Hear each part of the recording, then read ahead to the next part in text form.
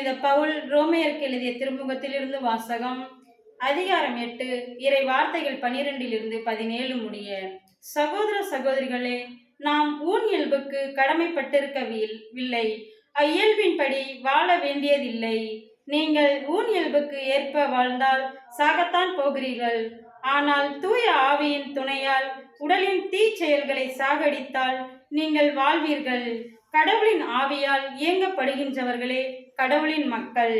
மீண்டும் அச்சத்திற்கு உள்ளாக்கும் மனப்பான்மையை நீங்கள் பெற்றுக்கொள்ளவில்லை, மாறாக கடவுளின் பிள்ளைகளுக்குரிய மனப்பான்மையை பெற்றுக்கொண்டீர்கள். அதனால் தான் அப்பா தந்தையே என அழைக்கின்றோம். நாம் இவ்வாறு அழைக்கும் போது நம் உள்ளத்தோடு சேர்ந்து தூய ஆவியாரும் நம் கடவுளின் பிள்ளைகள் என்பதற்கு சான்று பகிர்கின்றார். ஆம், நாம் பிள்ளைகளாயின் உரிமை பேறு உடையவர்களாயிருக்கின்றோம். ஆம், நாம் கடவுளிடமிருந்து உரிமை பேறு பெற்றவர்கள், கிறிஸ்துவின் பங்காளிகள். அவருடைய துன்பங்களில் நாம் பங்கு பெற வேண்டும். அப்போதுதான் அவரோடு மாட்சியிலும் பங்கு பெறுவோம்.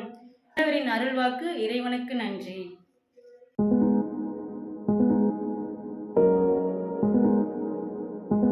புனித லூக்கா எழுதிய நற்செய்தியிலிருந்து வாசகம். அதிகாரம் 13, இறை வார்த்தைகள் 10 17 முடிய. அக்காலத்தில் ஓய்வு நாளில் இயேசு தொழுகை கூடம் ஒன்றில் கற்பித்து கொண்டிருந்தார். 18 ஆண்டுகளாக தீய ஆவி பிடித்து உடல்நலம் குன்றிய பெண் ஒருவர் அங்கு இருந்தார். அவர் சிறிதும் நிமிர முடியாதவாறு கூன் விழுந்த நிலையில் இருந்தார்.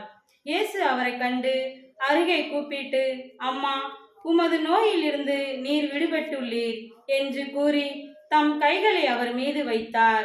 உடனே அவர் நிமிர்ந்து கடவுளை போற்றி புகழ்ந்தார். இயேசு ஓய்வு நாளில் குணமாக்கியதை கண்ட தொழுகை கூட தலைவர் கோபம் கொண்டு மக்கள் கூட்டத்தினரை பார்த்து, வேலை செய்ய 6 நாட்கள் உண்டே, அந்நாட்களில் வந்து குணம் பெற்று கொள்ளுங்கள், ஓய்வு நாளில் வேண்டாம் என்றார். அவரோ அவரை பார்த்து, வெளிவேடக்காரரே, நீங்கள் ஒவ்வொருவரும் ஓய்வு நாளில் தம் மாட்டையோ கழுதையோ தொழுக கூடத்திலிருந்து அவிழ்த்து கொண்டு போய் தண்ணீர் காட்டுவதில்லையா? பாருங்கள், ஆபிரகாமின் மகளாகிய இவரை 18 ஆண்டுகளாக சாத்தான் கட்டி வைத்தான். இந்த கட்டிலிருந்து இவரை ஓய்வு நாளில் விடுவிப்பது முறையில்லையா என்று கேட்டார். அவர் இவற்றை சொன்னபோது அவரை எதிர்த்த அனைவரும் வெட்கப்பட்டனர். திரண்டிருந்த மக்கள் எல்லோரும் அவர் செய்த மாட்சிக்குரிய செயல்கள் அனைத்தையும் குறித்து மகிழ்ச்சி அடைந்தனர். ஆண்டவரின் அருள்வாக்கு. கிறிஸ்துவே உமக்கு புகழ். இயேசு கிறிஸ்துவில் எனக்கு பிரியமானவர்களே, இந்த காலை பொழுதிலே உங்கள் அனைவரையும் சந்திப்பதில் மிக்க மகிழ்ச்சி அடைகிறேன். அக்டோபர் மாதத்தினுடைய கடைசி வாரத்தில் நாம் இருக்கின்றோம். இடத்தோ கடந்த நாட்களாக ஒவ்வொரு நாளும் அன்னை மரியாவினுடைய சிறப்பு பெயர்களை நாம் சிந்தித்திருக்கின்றோம், தியானித்திருக்கின்றோம். இந்த நாளில் நாம் எடுத்துக்கொண்ட இந்த தலைப்பு, ஜென்ம பாவமின்றி உற்பவித்த ராக்கினியே என்ற அந்த வரியை நாம் சிந்திக்கின்றோம். அன்புக்குரியவர்களே, பாவம் என்பது கடவுள் விரும்பிய செயல் ஒன்று அல்ல.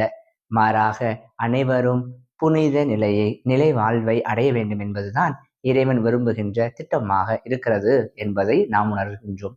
ஆக அந்த நாளில் நாம் பார்க்கின்ற பொழுது பேதுருவுடைய புத்தகத்தில் அழகாக நாம் வாசிக்கின்றோமே, உங்களை அழைத்த கடவுள் தூயோராய் இருப்பது போல நீங்களும் தூயோராக இருங்கள் என்பதுதான். ஆக அன்புக்குரியவர்களே, இப்படி நாம் ஒவ்வொரு நடையும் தூயவராக வாழ அழைக்கப்படுகின்றோம். இப்படி இதற்கெல்லாம் நமக்கு ஒரு சிறந்த எடுத்துக்காட்டாக அமைந்திருப்பவர் தான் அன்னை மரியா.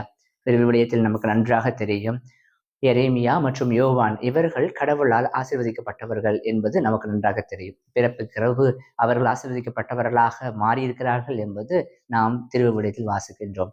ஆனால் பிறக்கு முன்பே பாவமின்றி பிறந்த ஒரே நபர் யார் என்றால் அது அன்னை மரியாள் தான். காரணம், அன்னை மரியாள் அவரை தேர்ந்தெடுத்தது தான். அழகாக அகஸ்தினாரும் கூட சொல்றாரு, இந்த அன்னை மரியா மட்டுமே பாவமின்றி இந்த உலகில் பிறந்திருக்கக்கூடிய ஒரே நபராக இருக்கிறார் என்பது நமக்கு அழகாக தெளிவாகிறது. ஆக அன்புக்குரியவர்களே, இதற்கப்புறம் எத்தனையோ தப்பறை கொள்கைகள் வந்தாலும் கூட திரு அவை இதில் மிக சிறப்பாக ஆணித்தரமாக நின்றது. அதாவது அன்னை மரியாள் அமல உற்பவியாக இருக்கிறார் என்பது நமக்கு சொல்லிக் கொடுக்கக்கூடிய ஒரு மறை கோட்பாடாக இருக்கிறது. ஆக அன்புக்குரியவர்களே, இப்படி பல தப்பறைகள், எப்படி மனிதர்களால் பிறந்தவர்கள் கடவுளுடைய பார்வையில் பாவமின்றி இருக்க முடியும் என்றெல்லாம் பல விவாதங்கள் வந்தாலும் அன்னை மரியா ஒருவர் மட்டுமே பாவ மாசின்றி பிறந்தவர் என்பதில் தெளிவாகிறது. ஆக அன்புக்குரியவர்களே, இந்த அன்னை மரியானுடைய அமல உற்பவ கோட்பாடுகள் எல்லாம் நாம் சிந்திக்கின்றோம். அதற்கு நமக்கு நன்றாக தெரியும்.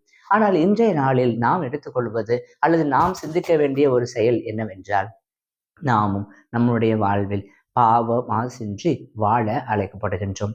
எல்லா நிலையிலும் நாம் ஒருவேளை நம்முடைய மனித இயல்புக்கு ஏற்ற முறையில் பாவங்களோ குற்றங்களோ பிறருக்கு எதிராகவோ அல்லது இயற்கைக்கு எதிராகவோ சக மனிதருக்கு எதிராகவோ என நாம் பல பாவங்கள் புரிந்தாலும் கூட கடவுள் விரும்புவது என்னவோ நாம் அருள் நிறையை ஒருபோதும் இழந்து விடக்கூடாது.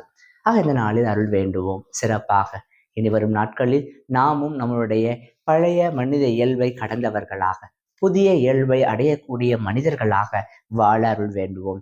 அன்னை மரியாள் நமக்கு ஒரு சிறந்த எடுத்துக்காட்டு. அவரை போல நாமும் பாவ மாசின்றி வாழ இந்த நாளில் அருள் வேண்டுவோம். மன்றாடுவோமாக. என்றென்றும் வாழும் எல்லாமல்ல இறைவா, இது இந்த நாளில் நாங்கள் பாவ மாசின்றி பிறந்த கன்னிகையே என்ற அந்த அன்னையினுடைய வார்த்தையை நாங்கள் சிந்திருக்கின்றோம். இது உண்மையிலும் உண்மை. அருள் மிக பெற்றவரே வாழ்க என்று அன்று கபிரியல் வானதூதரால் வாழ்த்து சொல்லப்பட்ட இந்த அன்னை எங்களுக்கு ஒரு நல் முன் உதாரணமாக இருக்கிறார். நாங்களும் இனி வரும் நாட்களில் எங்களுடைய சொல்லிலும் செயலிலும் பாவத்தை விடுத்து கடவுளுக்கு ஏற்ற நல்ல பிள்ளைகளாக, அவருக்கு உகந்த பிள்ளைகளாக வாழ அருள் வேண்டி நாங்கள் உம்மை மன்றாடுகிறோம். எங்கள் ஜெபம் கேளும் ஜீவனுள்ள நல்ல பிதாவே, ஆமேன். இந்த நாள் இறை ஆசி நிறைந்த நாளாக, பாவமின்றி வாழக்கூடிய நாளாக அமைய உங்களை வாழ்த்துகிறேன். உங்களுக்காகவும் ஜெபிக்கிறேன்.